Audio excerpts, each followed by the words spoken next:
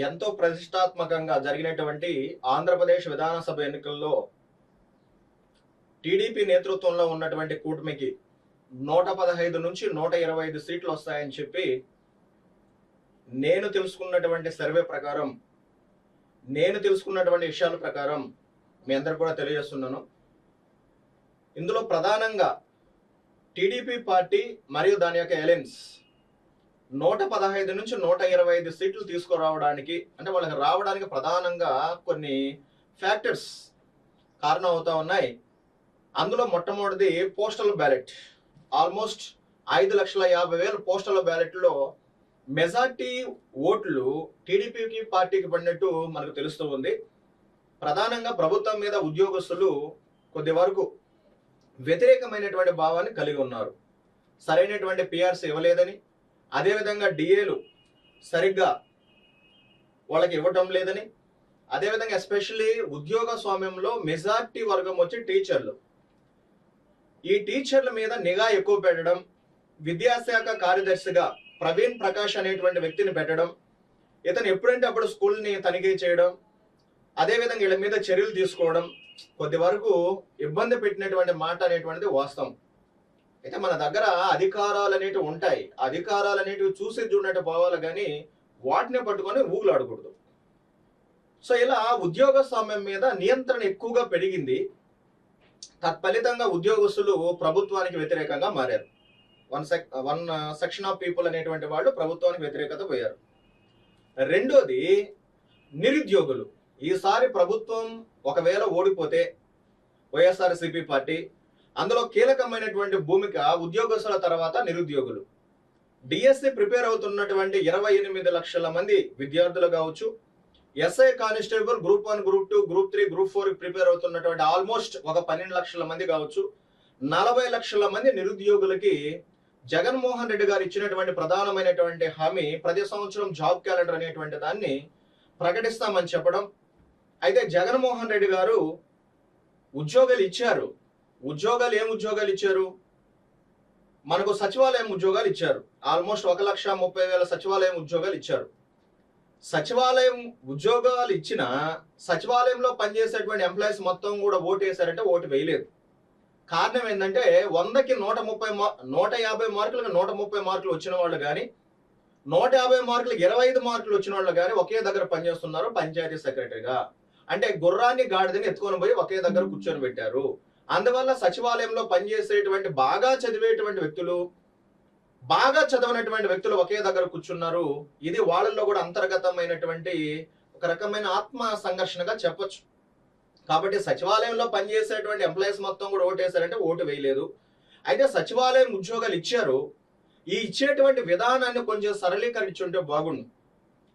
అసలు అవసరానికి ఎన్ని ఉన్నాయి, ఎన్ని కావాలనేటువంటి దాన్ని బేరీ చేసుకుని సంవత్సరానికి ఒక 25,000, 30,000 లెక్కనగానే భర్తీ చేస్తుంటే 5 సంవత్సరాల్లో సంవత్సరానికి 30,000 లెక్కన భర్తీ చేస్తున్నా 1,50,000 ఉద్యోగాలు భర్తీ చేస్తుండొచ్చు. ప్రభుత్వానికి మంచి పేరు వచ్చి ఉంటుంది. అయితే అలా కాకుండా అవసరానికి మించి, అంటే ఇక్కడ అవసరానికి మించి అని మనం అనకూడదు. గవర్నమెంట్ కావాలంటే ఎన్నైనా కానీ క్రియేట్ చేసుకోవచ్చు, ఇబ్బంది లేదులే. కానీ అయితే ఇక్కడ బాగా చదివేటువంటి వ్యక్తుల్ని, బాగా చదవనటువంటి వ్యక్తుల్ని ఒకే రిక్రూట్మెంట్ లో భర్తీ చేసి ఒకే దగ్గర కూర్చొని పెట్టడం. అదిగాక ప్రతి గ్రామ పంచాయతీలోనూ ఒక గ్రామ సచివాలయం పెట్టారు. గ్రామ సచివాలయం వ్యవస్థ అనేటువంటి చాలా గుడ్. కానీ ప్రతి గ్రామానికి ఒక గ్రామ సచివాలయం అనేటువంటిది అవసరం లేదు. ప్రతి 3 గ్రామ పంచాయతీలకు కానీ, ప్రతి 4 గ్రామ పంచాయతీలకు కానీ ఒక సచివాలయం పెట్టి దాన్ని సమర్థవంతంగా పనిచేసే విధంగా చేస్తుంటే బాగుంటుంది. అలా గవర్నమెంట్ అనేటువంటిది చేయలేదు. పనున్నోడు చేస్తామంటే పని లేనోడు గమ్మగా కూర్చుంటే అందరూ ఒకే దగ్గర కూర్చోవడం జరిగింది. సచివాలయం వ్యవస్థ ఆల్రెడీ ఉండగా వాలంటీర్ వ్యవస్థ అనేటువంటి దాన్ని తీసుకొచ్చారు. ఇక్కడ సచివాలయం వ్యవస్థ ఎక్సీడ్ అని మనం భావిస్తామంటే వాలంటీర్ వ్యవస్థను తీసుకురావడం అనేటువంటిది ప్రజల్లో ఒక రకంగా, ఈ వాలంటీర్ వ్యవస్థ చాలా బాగా పనిచేస్తూ కూడా ఉంది, గుడ్. కానీ ఇది జగన్మోహన్ రెడ్డి గారు తన ఓట్ బ్యాంకింగ్ కోసమే క్రియేట్ చేసుకున్నారు అనేటువంటి ఒక నానుడు కూడా ప్రజల్లో బలంగా పోతకపోయింది. పేదవాడు ఏం చూస్తాడు?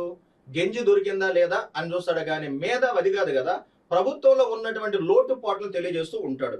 కాబట్టి ఒక ఊర్లో ఒక టీచర్ ఉన్నాడు అనుకోండి, ఒక మేధావర్గం అతను అందరినీ కూడా మొబిలైజేషన్ చేస్తూ ఉంటారు. ప్రభుత్వం చేసేటువంటి మంచి ఏంటి, ప్రభుత్వం చేస్తున్నటువంటి చెడు ఏంటి అనేటువంటి ఆ గ్రామీణ ప్రాంతాల్లో ఉన్నటువంటి ఈ టీచర్ ఒక మేధావి అందరికీ కూడా తెలియజేస్తూ ఉంటారు. సో ఇక్కడ ప్రధానంగా ఈ సచివాలయ వ్యవస్థలో కానీ వాలంటీర్లో మెజారిటీ ఓట్లు వచ్చి వైఎస్ఆర్సీపీకి పడిన కొద్ది వరకు ఓట్లు కూడా మన టీడీపీకి కూడా పడ్డాయి. అదేవిధంగా జగన్మోహన్ రెడ్డి టార్గెట్ చేసినటువంటి ప్రధానంగా రైతులు, 54 లక్షల మంది రైతులు ఉన్నారు, 92 లక్షల మంది సెల్ఫ్ హెల్ప్ గ్రూప్స్ లో మహిళలు ఉన్నారు, 66 లక్షల మంది పెన్షన్దారులు ఉన్నారు. ప్రధానంగా వీళ్ళని టార్గెటెడ్ చేసి వాళ్ళకి ప్రత్యేకమైనటువంటి స్కీములు తీసుకొచ్చారు. ఉదాహరణకి రైతులకి రైతు భరోసా కావచ్చు, సెల్ఫ్ హెల్ప్ గ్రూప్స్ లో ఉన్నటువంటి వాళ్ళకి గానైతే మీరు చూసే ఉంటారు వైఎస్ఆర్ చేయూత కావచ్చు. అదేవిధంగా పెన్షన్దారులకు వచ్చేసి పెన్షన్ కూడా అందిస్తా ఉన్నారు ప్రతి నెల 1వ తేదీన. ఇలా అందిస్తా ఉన్నను ఈరోజు గ్రామీణ ప్రాంతాల్లో రైతులు జగన్మోహన్ రెడ్డికి ఓట్లు ఎక్కువ వేసిన మాట వాస్తవం గ్రామీణ ప్రాంతాల్లో.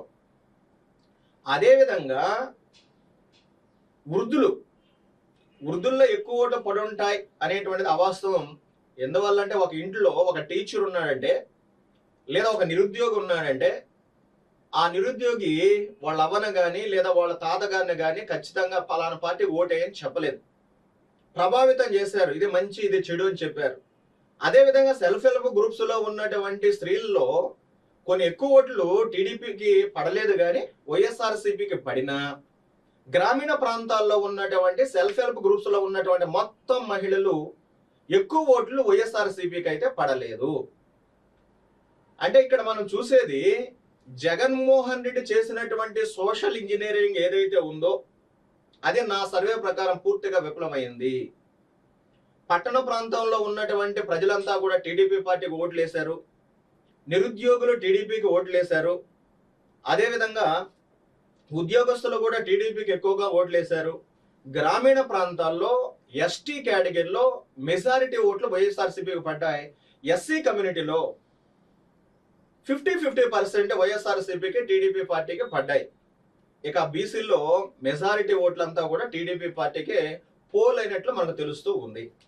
అయితే ఇక్కడ నిరుద్యోగులు ప్రధానంగా టీడీపీ పార్టీని ఎంచుకోవడానికి కారణం ఏంటంటే, ఒకటి వీళ్ళు కోరుకున్నటువంటి ఎస్ఐ కానిస్టేబుల్ ఉద్యోగాలు కానీ డిఎస్ఏ ఉద్యోగాలు కానీ అదేవిధంగా గ్రూప్ 1 గ్రూప్ 2 గ్రూప్ 3 లాంటి ఉద్యోగాలు కానీ ప్రధానంగా భర్తీ చేయకపోవడం, అదేవిధంగా రాష్ట్రంలో పెద్ద పరిశ్రమలు పెట్టకపోవడం, ఎంప్లాయ్మెంట్ జనరేషన్ చేయించలేకపోవడం, ఆర్థిక వృద్ధితో కూడినటువంటి ఎంప్లాయ్మెంట్ లేకుండా పోవడం అనేటువంటిది ఆంధ్రప్రదేశ్లో నిరుద్యోగులను ప్రధానంగా నిరాశకు గురి చేసింది.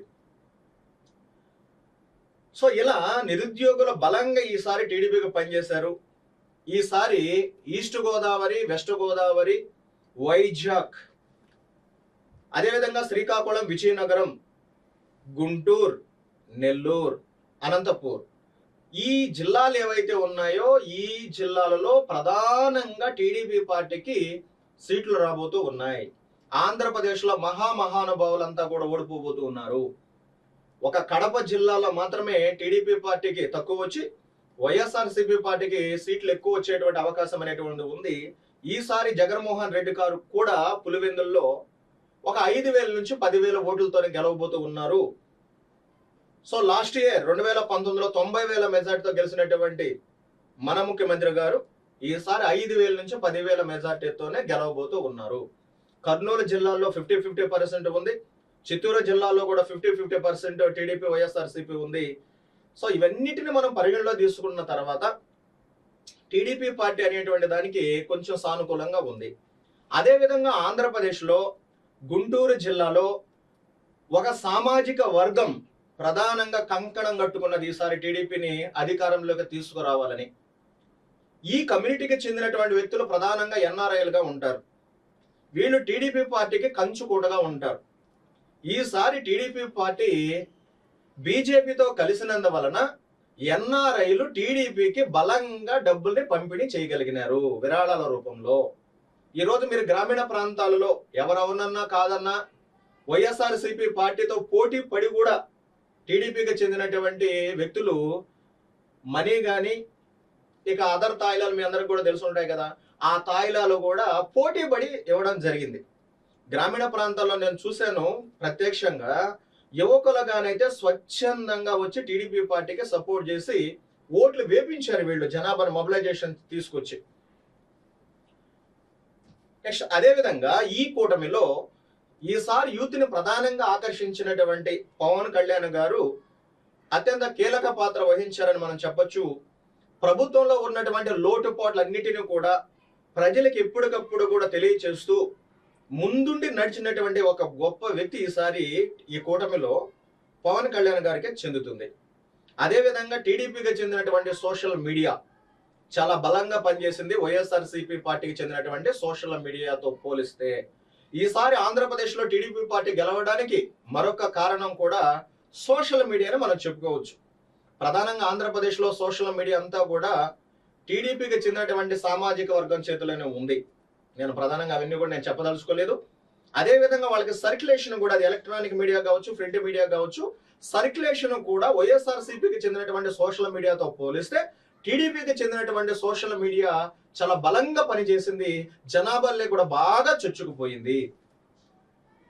సో ఇవి ఈ సమీకరణాల రీత్యా టీడీపీ పార్టీకి కాస్త అనుకూలమైనటువంటి పవనాలు వేస్తూ ఉన్నాయి.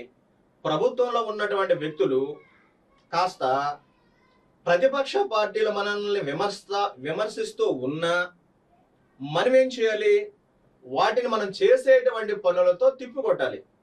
అలా తిప్పికొట్టడం మానేసి ప్రతిపక్ష పార్టీలు ఏమన్నా అంటే ప్రెస్ మీట్లు పెట్టి మంత్రులుగా ఉన్నటువంటి వ్యక్తులు వాళ్ళని బాగా బూతులు తిట్టడం అనేటువంటిది, ఇది అంటే గవర్నమెంట్లో ఉన్నటువంటి వ్యక్తులు తిడుతుంటే ఎదుటి వాళ్ళు చూస్తూ ఉంటారు. సో కాబట్టి పాలక పక్షంలో ఉన్నటువంటి కొంతమంది వ్యక్తుల యొక్క వ్యవహార శైలి కూడా మాట్లాడేటువంటి సందర్భంలో పార్టీకి ప్రధానంగా చేటు చేకూర్చే విధంగా ఉంది.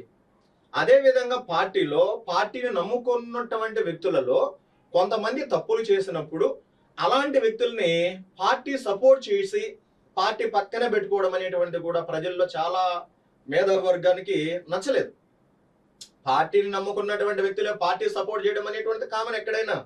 కానీ తీవ్రమైనటువంటి నేరారోపణలు ఎదుర్కొంటున్నటువంటి వ్యక్తుల్ని పార్టీ సస్పెండ్ చేయడం కానీ లేదా పార్టీ సపోర్ట్ చేస్తూ పక్కన పెట్టడం కానీ, అధికార కార్యక్రమాలు అలాంటి వ్యక్తులు పాల్గొనకుండా ఉండే విధంగా చూడాలి. అయితే పార్టీ అలా ఎక్కడ కూడా చేయలేదు. రాజశేఖర రెడ్డి కానీ జగన్మోహన్ రెడ్డి కానీ నమ్మినటువంటి సిద్ధాంతం ఒకటే, మనం నమ్మినటువంటి వ్యక్తులు ఏం చేసినా పర్లేదు, వాళ్ళని ఎంత దూరమైనా తీసుకుపోతాం మనం అనేటువంటి ఒక కాన్సెప్ట్ ఉంటుంది. అయితే ప్రజాస్వామ్యంలో వ్యక్తిగత పూజ అనేటువంటిది ప్రమాదకరం. అది ఏ రోజైనా ప్రమాదకరం. వ్యక్తిగత పూజ అనేటువంటిది ఉండకూడదు. అది ఒక్కసారి గవర్నమెంట్లో ఉన్నటువంటి వ్యక్తులు దృష్టిలో పెట్టుకోవాల్సినటువంటి అవసరం అనేటువంటిది ఉంది. అయితే ఇప్పుడు ప్రభుత్వం ఈ సంక్షేమ కార్యక్రమాలన్నిటిని కూడా అమలు చేసింది కదా, మరి వచ్చేటువంటి ప్రభుత్వం కూడా సంక్షేమ కార్యక్రమాలు అమలు చేసేటువంటి సందర్భంలో టీడీపీ పార్టీ ప్రకటించినటువంటి సూపర్ 6, ఈ సూపర్ 6 అనేటువంటిది టీడీపీ పార్టీతో పోలిస్తే ప్రతిపక్ష పార్టీలు దాన్ని హైలైట్ చేశాయి. ఈసారి టీడీపీ పార్టీ గెలిస్తే 50 సంవత్సరాలకి ఎస్సీ ఎస్టీ బీసీ మైనార్టీలకి పెన్షన్ ఇస్తామని చెప్పడం కూడా బలంగా చుచ్చుకుపోయింది జనాభాలోకి. ఇది కూడా కొద్ది వరకు వాళ్ళకి ఓటు బ్యాంకింగ్ రావడానికి మనం కారణాలుగా చెప్పచ్చు. ఇక వైఎస్ఆర్సీపీ చేసినటువంటి నాకు తెలిసి ఒక ప్రధానమైన తప్పిదనం రాజధాని వికేంద్రీకరణ. ఈ రాజధాని వికేంద్రీకరణ అనేటువంటిది ఆంధ్రప్రదేశ్లో మెజారిటీ ప్రజలు అనేటువంటి వాళ్ళకి కొద్దిగా నచ్చలేదు. అయితే ప్రభుత్వం రాజధాని వికేంద్రీకరణ 3 ప్రాంతాల అభివృద్ధి అనేటువంటి కాన్సెప్ట్ బాగానే ఉంది, కానీ రాజధాని వికేంద్రీకరణ కాకుండా అభివృద్ధిని వికేంద్రీకరించుంటే బాగుండేది. ఇప్పుడు మీ అందరూ కూడా తెలుసు కదా, రాయలసీమలో సోలార్ పవర్ ప్లాంట్స్ అంతా అలా పంపించి నెల్లూరు ఇటంతా కూడా ఫిషింగ్, సో వీటన్నిటిని కూడా పరిశ్రమలు పెట్టించి, శ్రీకాకుళం సైడ్ ఆ జీడిపప్పు సంబంధించినటువంటి పరిశ్రమలు పెట్టించి అలా బాగా అభివృద్ధిని డీసెంట్రలైజేషన్ చేస్తుంటే బాగుండేది. ఈ రాజధాని అనేటువంటి దాన్ని వికేంద్రీకరణ అనడం అనేటువంటిది కొద్దిగా ప్రజలు కూడా జీర్ణించుకోలేకపోయారు ఈ అంశాలని నేను అనుకుంటున్నా. నెక్స్ట్ చంద్రబాబు నాయుడు యొక్క అరెస్ట్. చంద్రబాబు నాయుడు గారిని ఒకవేళ మనం ఏమన్నా కేసులు పెట్టాలి, అరెస్ట్ చేయాలని అనుకున్నప్పుడు అది ప్రారంభంలో చేసుంటే బాగుండేది. కాకపోతే ప్రారంభంలో చేయడానికి ప్రభుత్వానికి అవకాశం లేదు. ఇలా సామాజిక వర్గానికి చెందినటువంటి వ్యక్తులు సుప్రీంకోర్టులో కావచ్చు, హైకోర్టులో కావచ్చు ఉండడం, ఒకవేళ అరెస్ట్ చేసినా బెయిల్ తెచ్చుకుంటారు, బయటకు వస్తారని అనుకోవడం, అలా అనుకున్నప్పుడు లాస్ట్లో చివరి రోజుల్లో ఎలక్షన్ పోయేటువంటి చివరి రోజుల్లో అరెస్ట్ చేయకుండా ఉండుంటే బాగుండేది. అలా చంద్రబాబు నాయుడు గారిని అరెస్ట్ చేసినందువలన కూడా ఆ సామాజిక వర్గానికి చెందినటువంటి మనోభావాలు కూడా కొద్ది వరకు దెబ్బతిన్నాయి. వాళ్ళంతా కూడా యూనిటీగా రావడానికి ఇదొక కారణంగా మనం చెప్పొచ్చు. ఈరోజు ఆంధ్రప్రదేశ్లో ఒక ప్రధాన సామాజిక వర్గంగా పిలువబడుతున్నటువంటి కమ్మ కాపులు కూడా కలిసి టీడీపీ పార్టీకి సపోర్ట్ చేయడం అనేటువంటిది టీడీపీ పార్టీకి కలిసి వచ్చేటువంటి ఒక అంశంగా మనం చెప్పొచ్చు. Thank you for watching.